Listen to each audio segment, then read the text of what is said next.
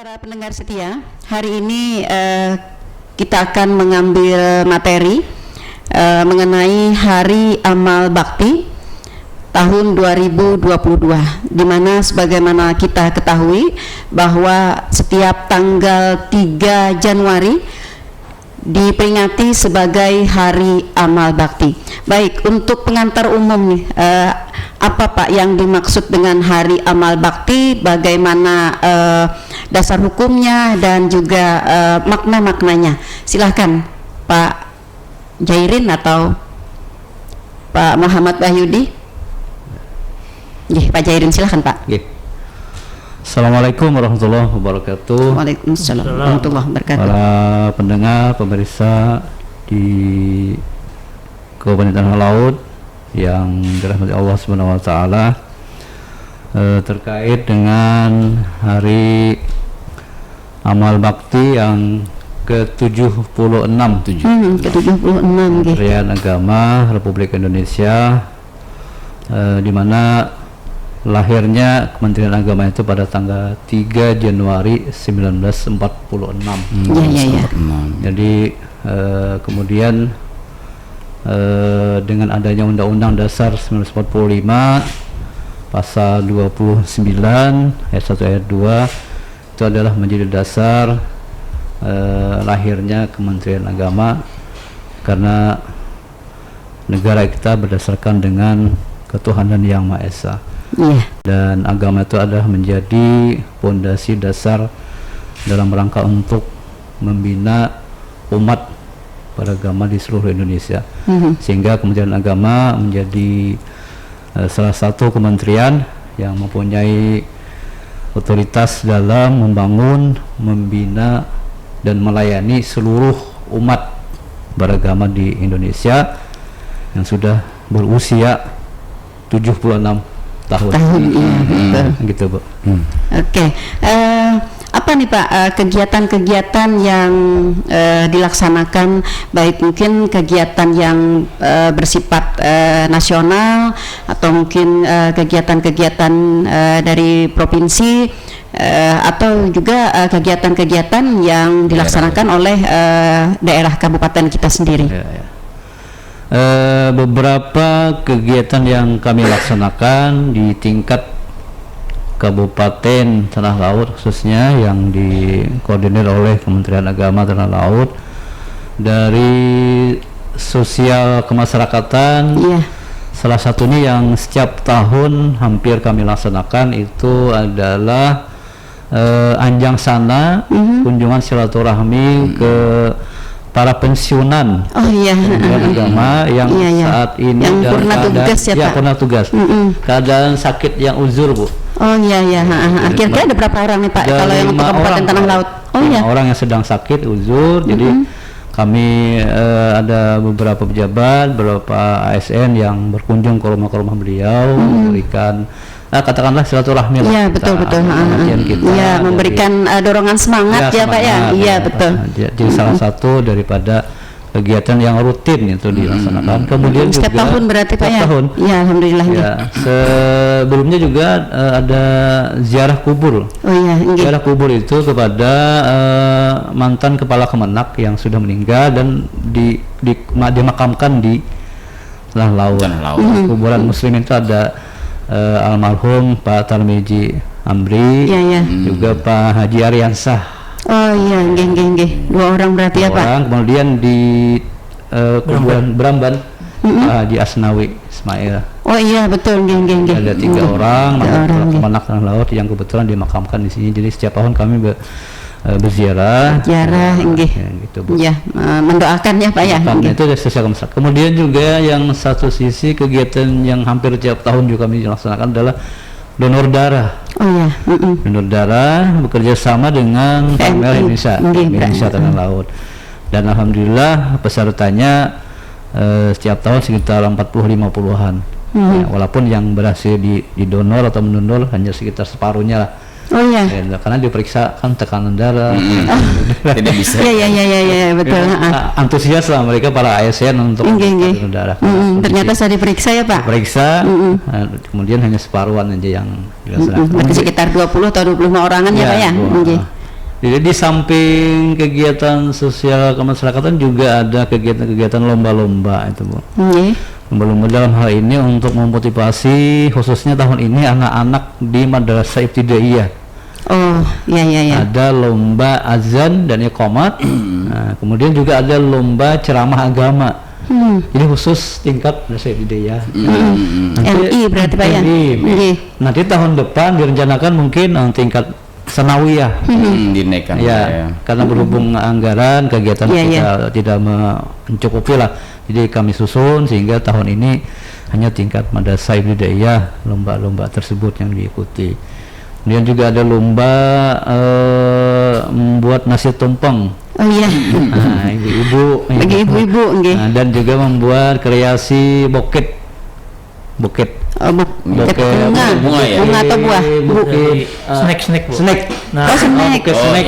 Iya nggih.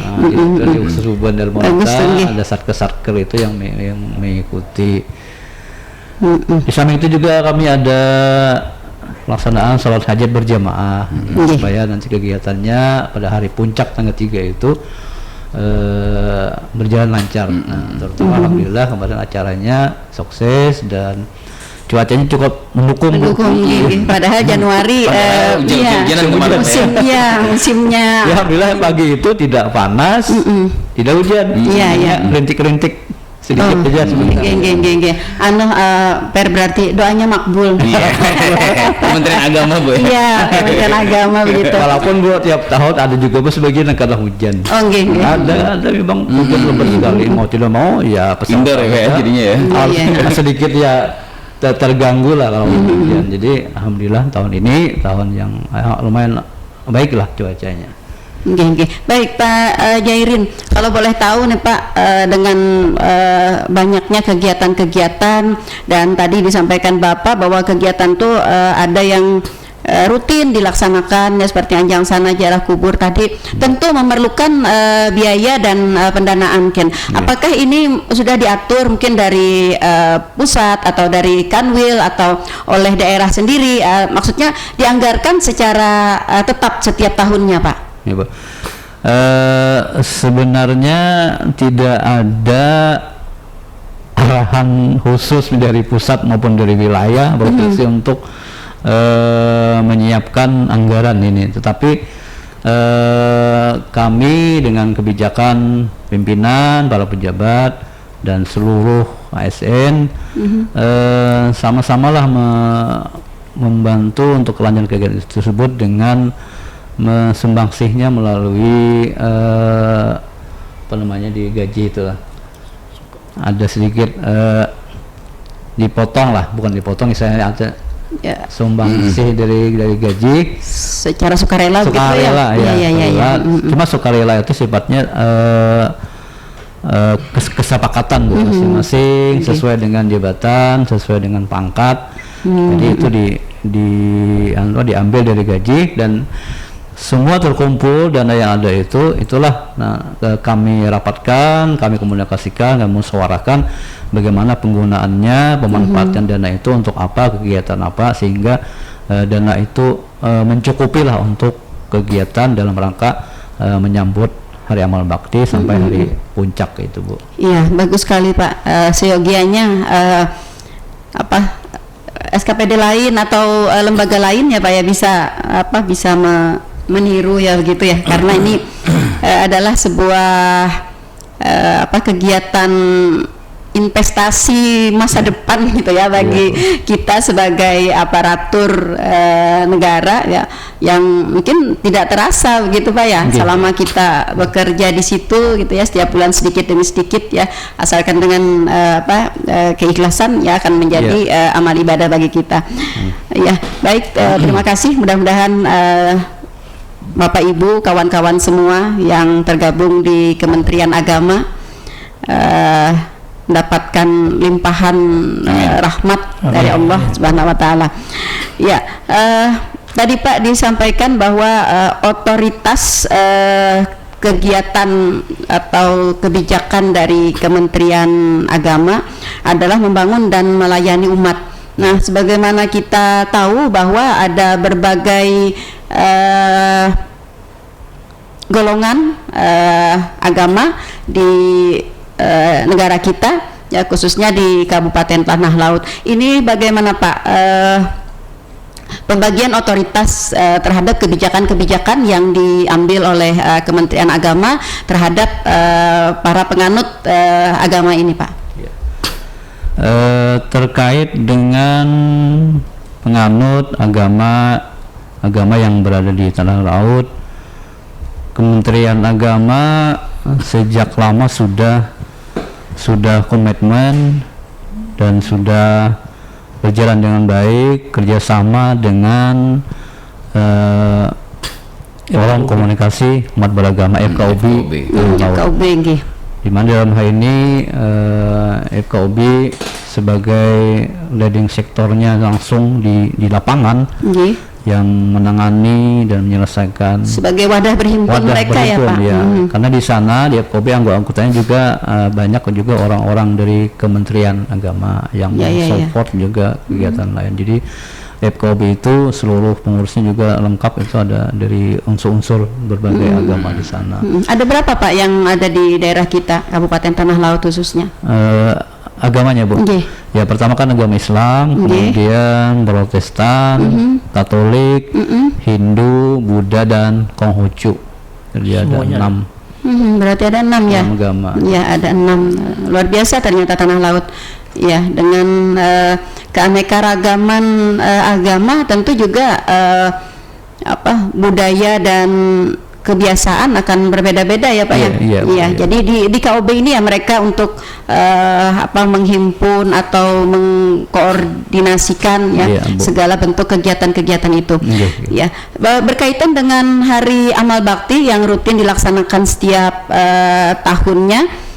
Ini bagaimana Pak kontribusi atau keterlibatan dari seluruh para penganut agama yang ada di tempat kita?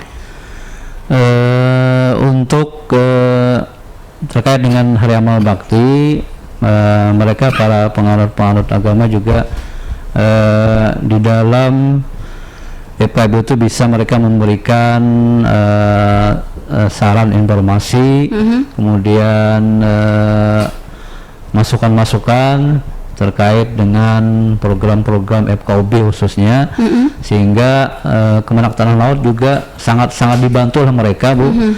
Dan insya Allah nanti FKUB mungkin program kedepannya ada meningkatkan desa sadar kerukunan. Yang tahun kemarin sudah dibentuk, disahkan desa sadar kerukunan yang berada di desa Sumber Mulia, Kecamatan Tehari. Itu kan dananya dari Kementerian Agama. Dana itu. Kemudian juga yang sudah lama berjalan adalah desa kerukunan. Itu dari desa Tajau Pecah. Itu binaan dari FKUB provinsi. Kalau desa sadar kerukunan ini adalah binaan langsung dari Kementerian Agama. Nah, jadi mereka ini kami juga Kemenak Tanah Laut sangat dibantu oleh FKUB dalam hal pembinaan kerukunan umat beragama gitu Pak. Desa Aso sepertinya itu ya. Iya betul. Dan biasanya di setiap hari kegiatan-kegiatan hari peringatan ya, baik bukan hanya di Hari Amal Bakti, tapi hari-hari yang lain juga biasanya ada penghargaan bagi yang purna bakti. Apakah di tahun ini memang ada beberapa atau yang memberikan penghargaan atau apresiasi bagi yang purna bakti Kementerian Agama? Untuk tahun ini ada yang sudah purna bakti tahun 2021 ada 5 orang. Pensiunan, kebetulan tepat di tahun 2001 pensiun. Kami memberikan penghargaan, bingkisan ya yang sifatnya untuk tali asih kita mereka, untuk perhatian kita. Kemudian juga ada ASN yang berkinerja terbaik, akan memberikan penghargaan berupa piagam, kemudian ada juga sedikit lah dana untuk menambah motivasi mereka. Setiap tahun ada memberikan penghargaan kepada ASN yang berkinerja terbaik. Itu sifatnya nasional Pak, Satya Lencana atau? Kalau Satya Lencana kemarin tahun ini kami belum dapat giliran untuk mendapatkan, maupun usulan sudah masuk. Insya Allah tahun depan ada Satya Lencana lagi sesuai dengan usulan. Dari tahun ini ada yang purna baktinya berlima ya Pak? 5 orang. Khusus untuk tanah laut ya Pak? Tanah laut, iya. Khusus tanah laut ya. Oke, bagus ya. Jadi ada semacam Reward ya? Iya, reward lah istilahnya gitu. Kemudian juga ada reward untuk ASN yang terbaik, ASN terbaik juga. Iya ya, sebagai pendorong semangat juga ya bagi kawan-kawan di Kementerian Agama untuk terus meningkatkan kinerja gitu ya. Iya, bagus sekali. Ya, dan selain Pak Haji Jairin juga hari ini kita bersama siapa itu Bu? Pak Muhammad Wahyudi. Iya, dengar juga ada urusan haji nih beliau ini ya. Jadi mungkin gak ada salahnya kita sentuh-sentuh sedikit urusan haji nih ya. Karena bagaimana nih kita di selama 2 tahun ya selama 2 tahun bagaimana nih untuk kota tanah laut ataupun bagaimana keadaannya Pak. Jadi ya dalam rangka Hari Amal Bakti ini juga Pak mungkin bisa disampaikan. Mungkin sebagai kado terindah juga ya. Ya, Hari Amal Bakti. Silakan Pak. Ya, terima kasih Bapak Ibu. Jadi untuk tahun 2022 untuk pelaksanaan haji sampai saat ini memang kita belum menerima kuota lagi dari Arab Saudi. Jadi sebagai informasi bahwa haji itu akan bisa kita lakukan dan bisa kita persiapkan itu apabila sudah ada kuota dari pemerintah Arab Saudi yang diberikan oleh mereka melalui MOU kepada negara kita. Itu biasanya ketika sebelum pandemi di masa normal itu biasanya di bulan-bulan Januari atau bulan Februari kita sudah menerima kepastiannya. Jadi intinya keberangkatan haji itu tergantung apakah kita menerima kuota atau tidak dari pemerintah Arab Saudi. Contoh 2 tahun terakhir kita kenapa tidak berangkat bukan berarti kita tidak mampu memberangkatkan, tapi memang contoh di tahun 2021 kemarin kita sudah bikin skenario mulai dari berangkat 100%, 50%, kemudian 30% sampai dengan yang terkecil 5% kita siap memberangkatkan jika memang ketika kuota yang kita tunggu-tunggu datang. Ternyata sampai dengan deadline yang kita mampu untuk mengirim itu tidak juga diberikan, maka pemerintah tidak ada kepastian dari pemerintah Arab Saudi, maka diambil keputusan Menteri Agama kita tidak memberangkatkan. Nah, muncullah ada riak-riak berkenaan dengan itu, kenapa yang dibatalkan, Arab Saudi belum memberi. Pada akhirnya, padahal sebelum kita sebenarnya Singapura, Malaysia mereka juga sudah membatalkan karena mereka hampir pasti juga tidak dapat kuota nih karena kondisi seperti itu. Nah, untuk tahun ini tanggal 23 kemarin itu ada sudah tim advance namanya. Tim advance itu terdiri dari Kementerian Agama, kemudian dari penyelenggara umroh. Mereka berangkat kurang lebih orang 35 berangkat ke Arab Saudi untuk melakukan penjajakan lah sejauh mana SOP yang harus dipenuhi oleh jamaah umrah dulu. Nanti karena umrah itu akan menjadi barometer terselenggaranya haji atau tidak. Jadi dalam keberangkatan tim advance itu akan terlihat karena memang sebagai gambaran pelaksanaan umrah juga sampai saat ini walaupun penerbangan langsung ke Arab Saudi itu sudah terbuka untuk negara kita, namun regulasi dari Kementerian Agama untuk pelaksanaan haji itu memang belum ada, belum diterbitkan karena melihat kondisi tadi. Apalagi terakhir Pak Jokowi kemarin menyampaikan supaya para pejabat itu tidak melakukan perjalanan ke luar negeri dulu kan, sehingga melakukan koordinasi kan agak susah nih. Tapi sebagai gambaran dari tim advance itu bahwa pertama keberangkatan umrah nantinya akan terfokus pada satu tempat keberangkatannya dari Indonesia. Jadi dari provinsi manapun ketika mereka akan umrah mereka harus kumpul di satu tempat yaitu embarkasi haji Jakarta di Pondok Gede. Dilakukan PCR di sana, kemudian dikarantina dulu di sana, baru ketika hasilnya negatif mereka diberangkatkan. Sesampai di sana pun mereka pun juga harus melakukan karantina. Kalau tidak salah kurang lebih 3 sampai 5 hari. Nah, baru mereka melakukan pelaksanaan umrah. Dan umrah itu pun juga sesuai dengan ketentuan pemerintah Arab Saudi, sekali berangkat itu hanya untuk 1 kali umrah. Jadi tidak seperti kita normal yang terdahulu ya Pak, bisa berulang-ulang. Bahkan ada yang bisa sehari 2 kali. Iya. Pagi umrah, malam umrah lagi. Tapi sekarang sudah dibatasi. Memang kalau kita memperhatikan kondisi real di Masjidil Haram, itu kan sudah tidak ada jarak. Arti orang tawaf juga berkerumun. Tapi sebenarnya sebelum itu mereka masuk itu melalui 2 aplikasi yang mereka harus lakukan, yang namanya Tawakalna dan Iktamarna. Ada aplikasi yang salah satunya itu seperti aplikasi kita Peduli Lindungi lah. Jadi mereka memang sudah betul-betul steril, sudah segala sesuatunya memang clean, baru bisa masuk. Itu pun juga mereka apalagi bagi yang umrah, makanya di lantai dasar itu terbatas sekali orangnya. Itu mereka 3 jam harus sudah keluar, dibatasi seperti itu. Nah, makanya mungkin dari pelaksanaan umrah dan kondisi Arab Saudi saat ini ada secerca harapan lah buat kita bahwa Amin. pelaksanaan haji insya Allah akan terlaksana pada tahun 2022 ini. Namun tentu kita tidak bisa berharap banyak bahwa sesuai dengan kuota yang biasa kita terima di saat sebelum pandemi. Jadi pemerintah sifatnya dan kami di Kementerian Agama sifatnya sudah siap dokumen perjalanan, nanti kalau memang diperlukan usul untuk pembuatan visa juga sudah kami siapkan. Jadi kita tinggal menunggu Arab Saudi ngasihnya berapa nih. Kalau misalnya karena pertimbangan jaga jarak, kami cuma bisa kasih 50%, ya kita siap 50%. Tinggal kita di Kementerian Agama memilah aja lagi sesuai regulasi mereka yang harus berangkat itu berdasarkan apa. Kalau misalnya, skala prioritasnya apa tuh Pak? Kalau umrah itu, kalau kita lihat umrah di ketika sudah dibuka dan umrah itu dilaksanakan, mereka melihat dari umur 18 sampai 50 tahun. Kemudian tentu kondisi sehat dibuktikan dengan vaksin 2 kali. Kemudian juga negatif PCR.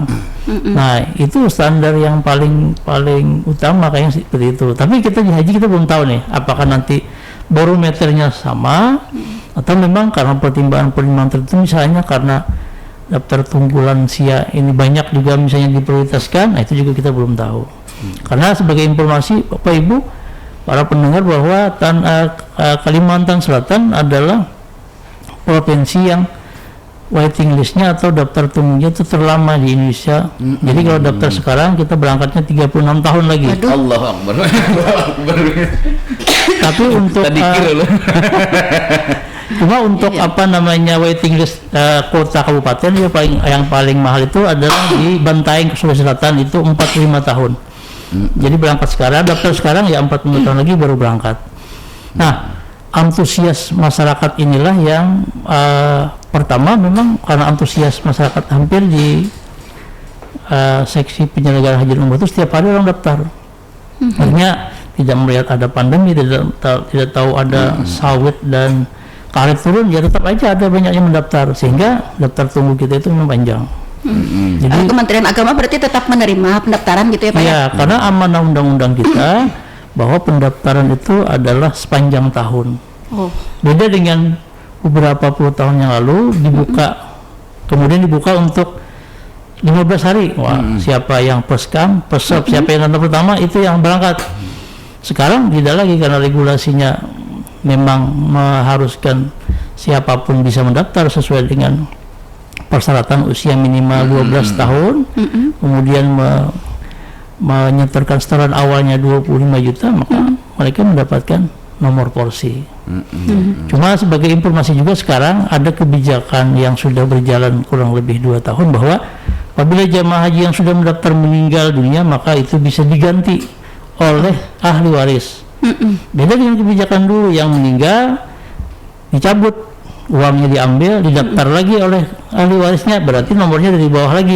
Nah, sekarang tidak. Sekarang kalau meninggal bisa diganti. Nomornya tetap ya Pak ya? Nomornya tetap menggunakan nomor porsi almarhum, itu digantikan oleh bisa anak, bisa orang tua, bisa saudara, bisa pasangannya. Jadi hanya 4 ini saja yang bisa mengganti. Kalau yang meninggal orang tua, anaknya bisa mengganti atau saudaranya bisa mengganti. Iya. Atau misalnya pasangannya, kalau hanya suami yang meninggal, istrinya bisa mengganti. Dan tidak mesti harus sudah punya nomor porsi. Bahkan yang tidak punya nomor porsi sekalipun, kalau yang meninggal sudah punya porsi, itu bisa digantikan oleh yang tidak punya porsi. Beda dulu kan harus mendaftar juga minimal 2 tahun baru bisa. Sekarang tidak, artinya ketika abah kita punya nomor porsi meninggal, kita belum mendaftar, kita yang mengganti beliau bisa langsung diproses. Jadi kita sesuai porsi orang tua kita tadi.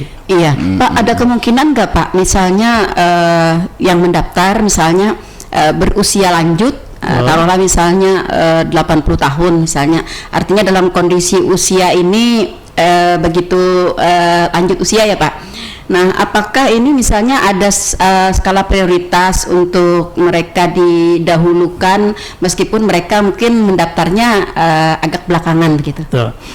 Jadi memang di setiap tahun sebelum 2 tahun terakhir yang kita penundaan keberangkatan, ada yang namanya memang jatah lansia, lanjut usia.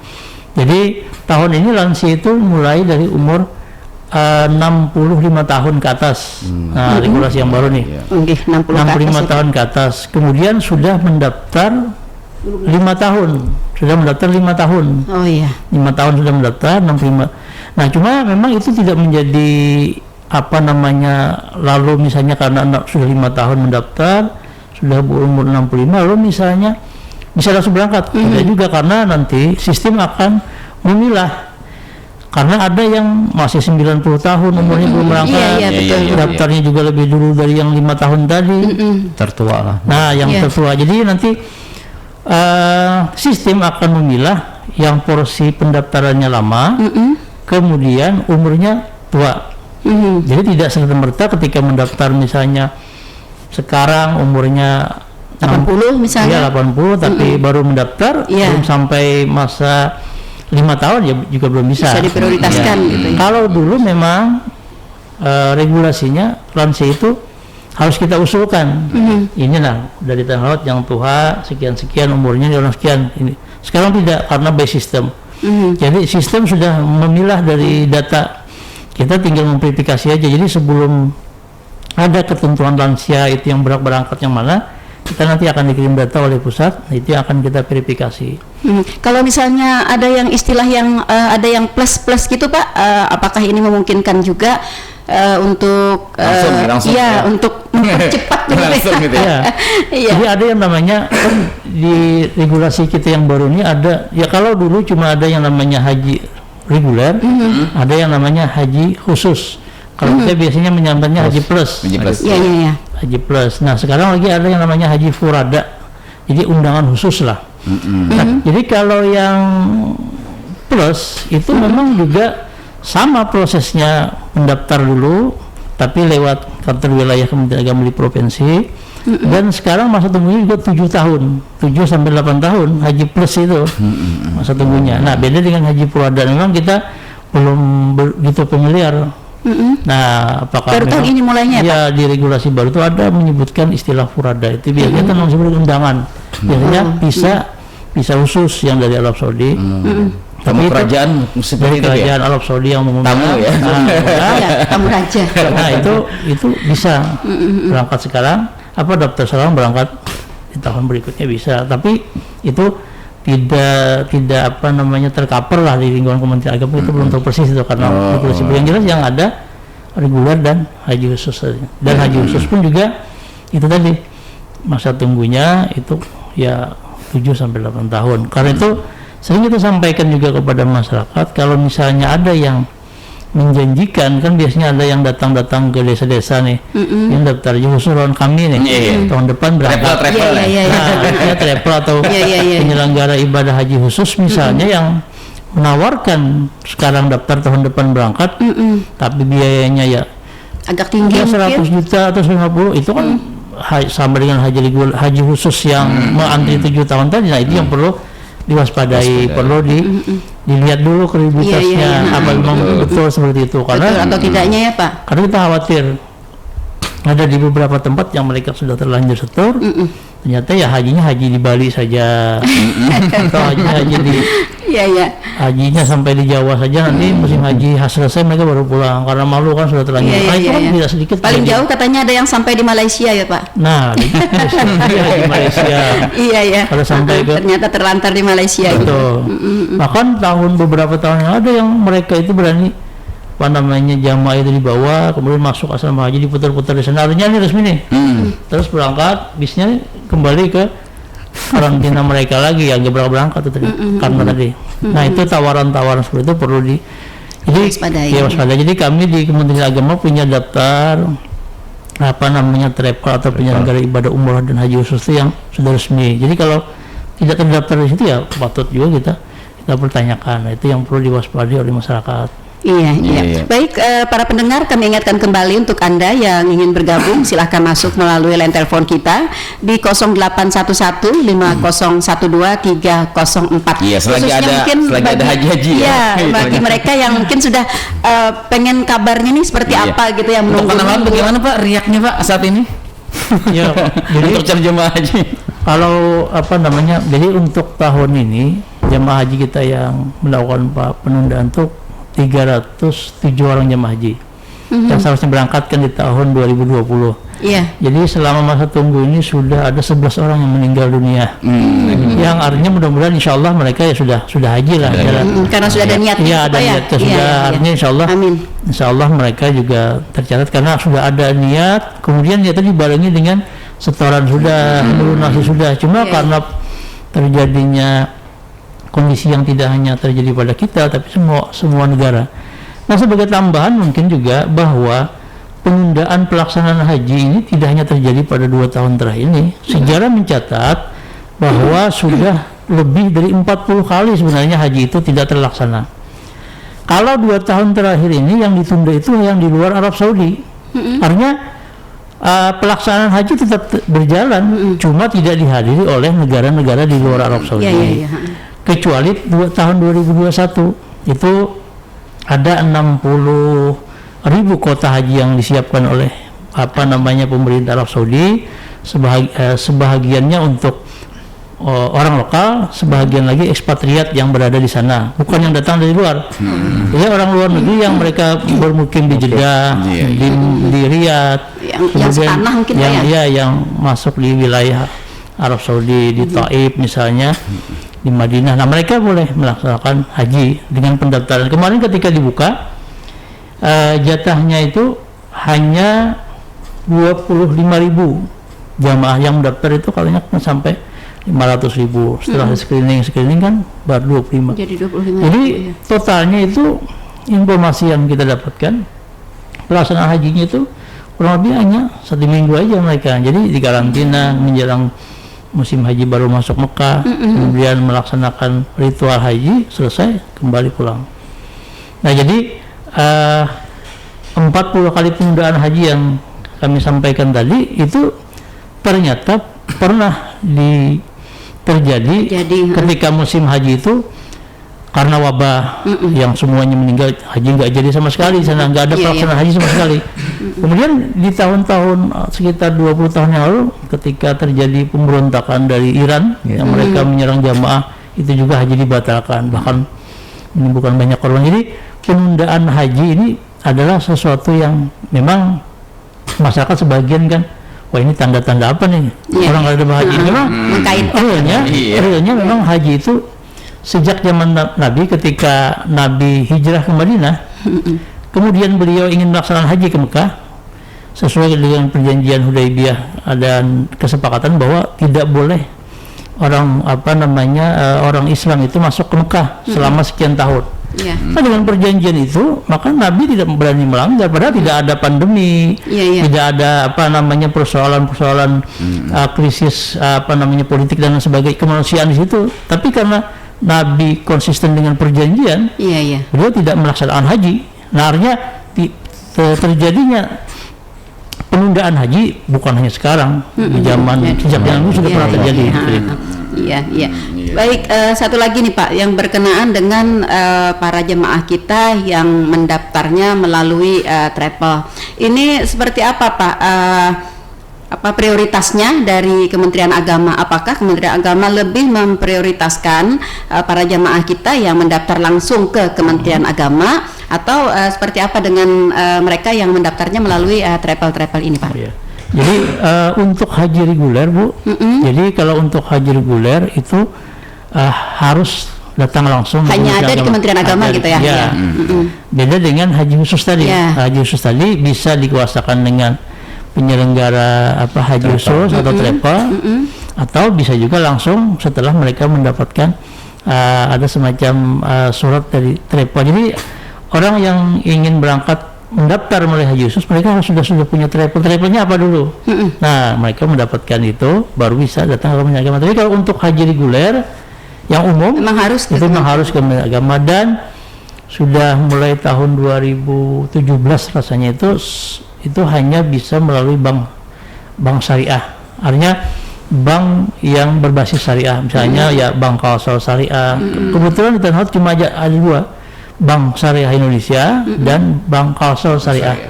Karena sekarang kan sebagai yang kita tahu, BNI Syariah, BRI Syariah dan BSM Syariah sudah di merger jadi satu menjadi Bank Syariah Indonesia. Jadi hanya ada dua. Kalaupun misalnya ada di luar bank itu, berarti mereka mendaftarnya store-nya di bank di luar Tanah Laut, tapi melalui tapi penduduk Tanah Laut. Jadi kalau pendaftaran haji itu basisnya berdasarkan domisili KTP. Jadi walaupun store-nya bisa di bank mana saja di seluruh Indonesia, tapi mereka tetap harus orang berdomisili di Tanah Laut dan harus datang ke kantor Kementerian Agama untuk melakukan biometrik dan sidik jari untuk proses pendaftaran. Iya. Ya, dan bagaimana Pak mungkin kalau ini masalah haji lagi nih ya, terkait mungkin ini kan bahwa ini sudah mendaftar dan bakalan 20 tahun sudah berhaji. Namun karena adanya pandemi, karena adanya penundaan ini, apa mereka itu ditambah lagi Pak 20 tahun itu, apakah dipotong dari penundaan ini ataupun ditambah lagi 21 22 jadinya karena penundaan 2 tahun ini Pak? Iya, jadi sampai saat ini memang yang menjadi prioritas berangkat adalah yang tertunda, yang mereka itu adalah jamaah haji tahun 2020. Seharusnya kan mereka berangkat di 2020. Iya. Karena tidak berangkat, mereka berangkat di 2021 diprioritaskan. Ternyata di 2021 juga batal. Maka yang di tahun 2022 yang diprioritaskan adalah mereka yang sudah 2 tahun tertunda ini. Artinya kalau mereka yang estimasinya berangkat di 2021 atau 2022, mereka otomatis mundur juga. Iya. Nah, makanya penundaan ini juga berimbas pada estimasi keberangkatan waiting list tadi, bisa jadi tidak 36 tahun lagi, bisa 37, betul. Bahkan bisa lebih. Berimbas juga kepada kuota yang diberikan ya Pak. Ya, yang kita siapkan misalnya 300, kuotanya kurang dari itu, berarti kan mereka menunggunya lebih panjang lagi. Nah, jadi di masyarakat kita kan kenapa kita tidak usul supaya diperbanyak gitu kan. Nah, ini juga perlu kita sampaikan di kesempatan yang baik ini bahwa jumlah jamaah haji itu berdasarkan kota yang diberikan Arab Saudi itu sudah mempertimbangkan kondisi tempat. Artinya yang paling tidak bisa ditambah-tambah lagi adalah Mina. Mina itu kan terbatas. Lokasi mabit di Mina itu terbatas. Kapasitas Mina itu maksimal sekarang ya jumlah 3-4 juta jamaah haji yang bisa ditampung. Iya. Kalau misalnya Arafah masih bisa misalnya, tapi kalau Mina itu terbatas, dan itu mempengaruhi dengan manasik hajinya, dengan ibadah hajinya. Nah, sehingga jumlah kota pun juga harus dibatasi.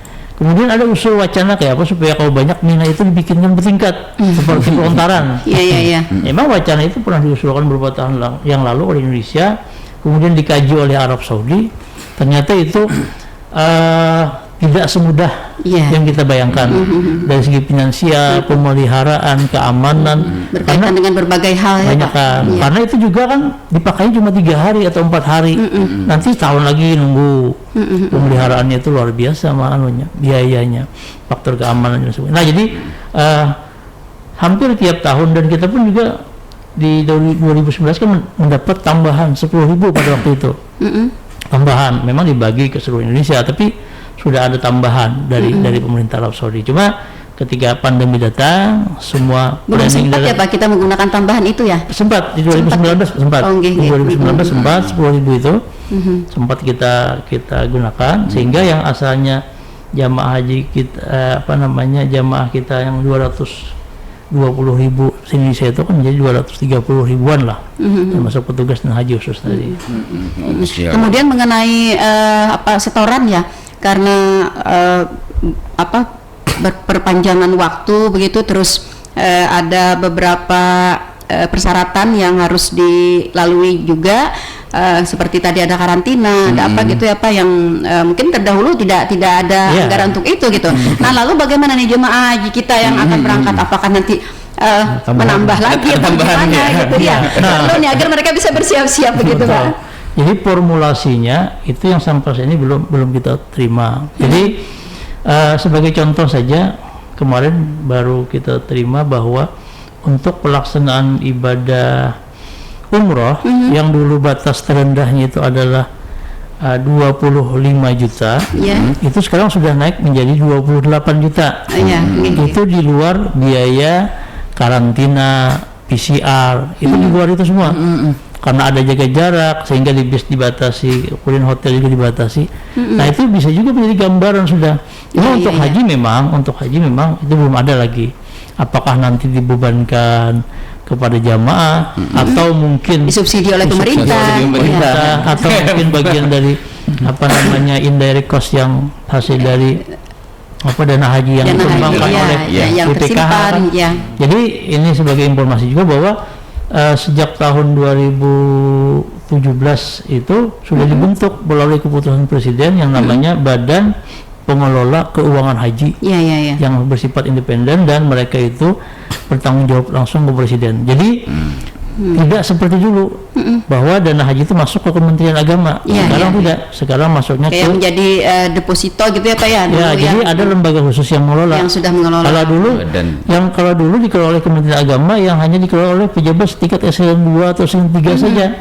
Sekarang sudah lebih profesional, Badan Pengelola Keuangan Haji yang sekarang sudah ada khusus lembaga yang diketuai oleh Pak Anggito Abunganyu yang juga mantan Wakil Menteri Agama, mantan Dirjen Haji juga dulu beliau, dan seorang ekonom juga. Nah beliau itu yang mengetuai BPKH itu, Badan Pengelola Keuangan Haji. Nah mereka itulah yang sepenuhnya diberi tanggung jawab penuh uang haji yang dari jamaah yang sampai sekarang itu jumlahnya lebih dari hampir 150 triliun tuh jumlahnya yang mereka gunakan, yang diamani oleh undang-undang, bisa sebahagian itu bilang untuk investasi aman, misalnya dalam bentuk sukuk, dalam bentuk SBSN, dalam bentuk deposito syariah, yang ketika ada bagi hasilnya itu dikembalikan lagi untuk jamaah haji.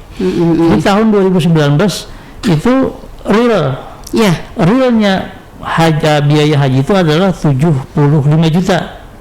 Sedangkan yang dibayar oleh jemaah kan hanya 37 juta. Jadi ada selisih yang banyak. Nah itu dari mana? Itulah yang diambil dari bagi hasil uang jemaah yang terkumpul digunakan diinvestasikan oleh BPKH yang diamanahi oleh undang-undang untuk meletakkannya di sukuk, di deposito syariah.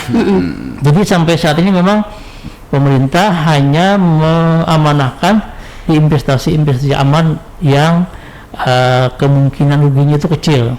Jadi tidak juga harus misalnya investasi di sawit, di karet, atau bikin apartemen. Nah, itu kan punya risiko. Konsekuensinya juga malah uang jamaah haji kan, yang makanya sampai sekarang dan hanya sekian, tidak boleh lebih dari 30% misalnya dari jumlah itu yang bisa diinvestasikan. Jadi dana haji itu insya Allah aman. Jadi perlu diketahui ya bagi masyarakat kita, khususnya para jemaah yang sudah mendaftarkan diri begitu ya. Artinya kita dapat menjamin gitu Pak ya dengan adanya lembaga yang khusus mengelola ini ya, sehingga pasti pengelolaannya akan lebih profesional. Jadi berharap kita kepada masyarakat kita jangan sampai membuat pemikiran atau statement yang tidak berdasar gitu Pak ya terhadap dana-dana haji atau juga penyelenggaraan haji seperti itu. Sekali ya. Dan menarik sekali kalau pemberian haji ini nggak ada habisnya ya. Apalagi masa-masa seperti ini ya. Mungkin kita ada waktu sedikit lagi, kita kembali ke hari amal bakti ya Pak Haji Zairin ini udah stay lama nih. Mungkin biasanya Pak di dalam rangka hari-hari besar dari mungkin SKPD lain itu ada biasanya indeks kenaikan atau keturunan turun ataupun yang mereka datang. Jadi untuk di Kementerian Agama sendiri untuk tanah laut nih Pak, mungkin indeks kerukunan umat beragama atau indeks kesalehan umat beragama di tanah laut yang menjadi barometer gitu, Pak. Di dalam rangka hari amal bakti ini Pak. Oh ya. Jadi kalau kita kaitkan dulu dengan tagline daripada Hari Amal Bakti ke-76 ini adalah transformasi layanan umat. Nah, jadi maksudnya di sini adalah Kemenak Republik Indonesia agar bisa merubah sikap dan perilaku dalam hal melayani umat. Nah, jadi dalam pelayanan umat ini diharapkan seluruh keluarga besar Kemenak agar bisa meningkatkan layanan dengan semangat baru, dengan motivasi baru, sehingga Kementerian Agama tidak hanya terkait dalam hal-hal yang sifatnya tekstual atau ayat-ayat atau mayoritas gitu ya, tapi semua layanan umat ini keseluruhan umat beragama itu bisa dilayani. Dan juga agama ini adalah aspek yang fundamental. Betul. yang bisa memberikan juga inovasi baru, ide-ide baru dalam melayani umat. Nah, sehingga alhamdulillah tahun 2021 ini indeks kerukunan umat beragama sesuai datanya ada ini meningkat dibandingkan tahun 2020 kemarin. Untuk tahun ini 72,39, tahun 2020 67,46. Nah, luar biasa. Ada kenaikan yang merupakan juga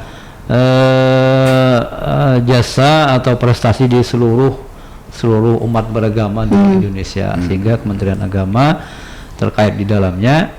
Dan juga perlu diketahui bahwa capaian tahun 2021 ini ada juga indeks kesalehan umat. Ini meningkat. Kalau tahun 2020 82,52 dan tahun 2021 tadi 83,92. Nah, jadi terkait dengan yang transformasi layanan umat ini, Menteri Agama juga tahun kemarin mencanangkan sebuah program kebijakan menteri.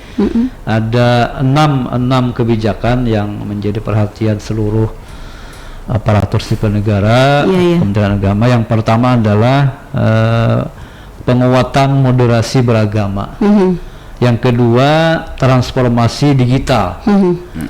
Yang ketiga, revitalisasi kantor urusan agama kecamatan. Kemudian ada yang keempat, Cyber Islamic University. Kemudian yang kelima, kemandirian pesantren. Dan yang keenam adalah Religiosity Index. Yang terkait ada Religiosity Index tadi, kesalehan umat tadi.